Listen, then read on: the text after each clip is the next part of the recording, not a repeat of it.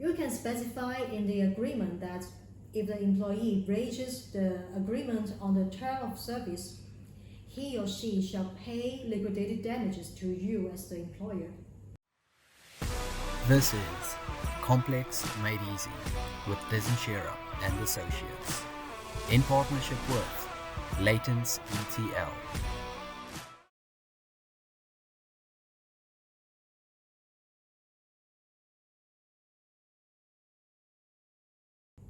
Yes, you can, but subject to certain conditions.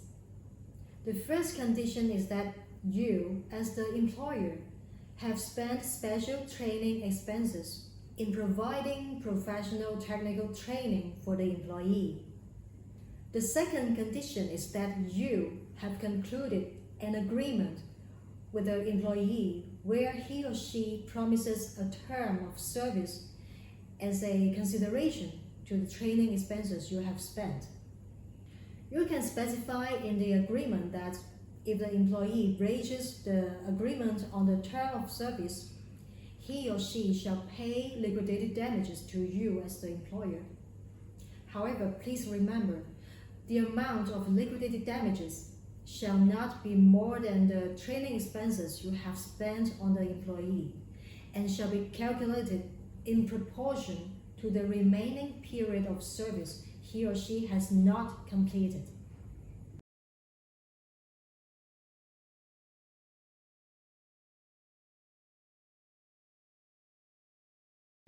Employers are required to provide the employees with information about training, whether that training is to be paid for by the employer and perhaps then recouped for an employee where an employee looks to leave earlier than perhaps the employer might have hoped. Sometimes training agreements are put in place. This is very common with professionals such as accountants, where training is given over a whole series of years and is very expensive, and then the requirement can be that the employee leaving before a set period of time has to repay part of that training if they leave early. The requirements of Section 1 are, however, insufficient to protect an employer. Simply giving an employee the information that would be required as a minimum in law is not sufficient to protect the employer from harm. It is very common that an employer will therefore include additional clauses in a contract of employment, such as the requirement to maintain trade secrets or other confidential information confidential, and that's often a very important part of a contract of employment. The other aspect of the protections that an employer seeks to put in place relate to restrictive covenants. So the typical employment contract with employees who are of a certain seniority will include restrictive covenants such as an obligation not to work for a competitor for a period of time, the obligation not to poach employees for a period of time, the obligation not to interfere with the contractual arrangements with third parties or suppliers for a period of time, and last but not least, and rather important, the requirement not to poach or deal with customers or clients of the employer.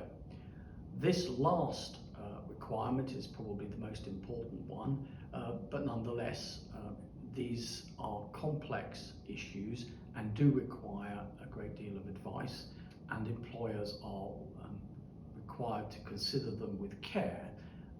One additional piece of information that I should give is that at the present moment restrictive covenants are in fact being reviewed by government that is looking at restrictive covenants because they're considered to be slightly anti-competitive. Therefore, specific and detailed advice is required when putting these in place with your employees. If you want to learn more about employment contracts in China and the UK, reach us at uk.ireland@dezshira.com.